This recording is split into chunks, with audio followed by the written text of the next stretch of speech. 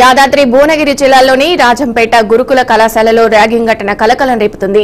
10వ తరగతిలో చదువుతున్న 6 విద్యార్థులపై ఇంటర్ విద్యార్థులు దాడికి తెగబడిన ఘటన ఆలస్యంగా వెలుగులోకి వచ్చింది. చిన్న కారణంపై ఇంటర్ విద్యార్థులు 10వ తరగతి విద్యార్థులను హాస్టల్ ప్రాంగణానికి తీసుకెళ్లి క్రికెట్ బ్యాట్లతో దాడి చేశారు.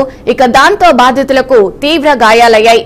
గాయాలకు భయపడి ఘటన బయటకు రాకుండా చేయాలని ప్రయత్నించిన హాస్టల్ యాజమాన్యం 5 విద్యార్థులను సస్పెండ్ చేసినట్టు తెలిసింది. ఇక అయితే బాధిత విద్యార్థుల తల్లిదండ్రులకు సమాచారం ఇవ్వకపోవడమే కాకుండా ఈ విషయాన్ని అధికారులు దాచిపెట్టినట్టు ఆరోపణలు వెల్లువెత్తుతున్నాయి. ఇక గాయపడిన విద్యార్థులకు హాస్టల్ సిబ్బంది ప్రాథమిక చికిత్స మాత్రమే అందించినట్టు తెలిసింది. ర్యాగింగ్ ఘటన బయటపడడంతో తల్లిదండ్రులు ఆగ్రహం వ్యక్తం చేస్తున్నారు. చిన్నారుల భద్రత కోసం ఏర్పాటు చేసిన గురుకులలోనే ఇలాంటి హింసాత్మక ఘటనలు జరగడం పట్ల తీవ్ర ఆందోళన వ్యక్తం చేస్తున్నారు. ఇక ఈ ఘటనపై ఉన్నతాధికారులు దృష్టి సారించాల్సిన అవసరం ఉందని స్థానికులు డిమాండ్ చేస్తున్నారు. విద్యార్థులపై దాడి జరిగినట్టు స్పష్టమైన ఫిర్యాదు వచ్చిన వెంటనే కఠిన చర్యలు తీసుకుంటామని గురుకుల విద్యా సంస్థల నిర్వాహకులు తెలిపారు. ఇక ఘటనపై పూర్తి స్థాయిలో దర్యాప్తు జరిపి బాధ్యులపై కఠిన చర్యలు తీసుకోవాలని తల్లిదండ్రులు కోరుతున్నారు. ఇక ఇదే అంశానికి సంబంధించి మరింత సమాచారం మా ప్రతినిధి శ్రీనివాస్ అందిస్తారు. శ్రీనివాస్, చెప్పండి, ఈ అంశానికి సంబంధించి పూర్తి డీటెయిల్స్ ఏంటి? గుడ్ మార్నింగ్ విజయ.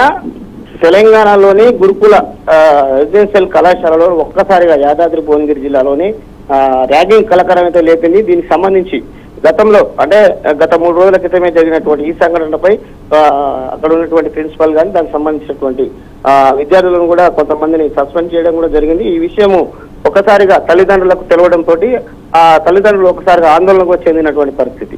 ఈ విషయాన్ని మళ్ళీ అంటే పునరావృతం కాకుండా చూడడం కొరకు అక్కడ ఉన్నటువంటి అధికారులు పూర్తిగా అక్కడ విద్యార్థులపై కానీ అక్కడ ఉన్నటువంటి వారు ఎవరైతే ఈ ఘటనకు పాల్గొన్నారో దానిపై చర్యలు తీసుకోవడానికి అయితే రంగం సిద్ధం చేశారు. వారిని సస్పెండ్ చేసిన వారితో పాటు మరికొంతమంది ఇలాంటి విషయాలలో ఎవరైతే ప్రోత్సహిస్తున్నారో ఆ విద్యార్థుల పట్ల కూడా ఎత్తున చర్యలు తీసుకోవడానికి అయితే కళాశాల యాజమాన్యం అయితే పూర్తిగా బాధ్యతాయుతంగా ప్రవర్తిస్తున్నట్టు కూడా తెలుస్తుంది. దీనికి సంబంధించి ఘటన ఒక ప్రభుత్వ గురుకుల రెసిడెన్షియల్ ఇలాంటి ఇంటర్మీడియట్ చదువుతున్నట్టు విద్యార్థులు జూనియర్లు 10th క్లాస్ పిల్లల్ని ఇది చేయడం ఒక ఇబ్బందికరమైన పరిస్థితి అనేది ప్రభుత్వ పాఠశాలలో ఇలాంటి విషయాలు జరగడం చాలా ఇబ్బందికరమైన కూడా కళాశాలకు సంబంధించిన యాజమాన్యం కూడా వారిపై చర్యలు తీసుకున్నటువంటి పరిస్థితి. విజయ.